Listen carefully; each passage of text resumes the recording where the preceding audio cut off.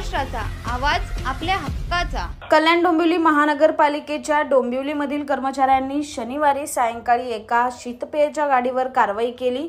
यानंतर ही गाडी पालिकेच्या आवारातून आणून त्या गाडीवरील ताकावर फुकटचा ताव मारला। एवढेच नाही तर पुन्हा पुढील कारवाईला निघून गेले। आता याचा व्हिडिओ समाज माध्यमातून व्हायरल झाला असून एकच चर्चा रंगली आहे।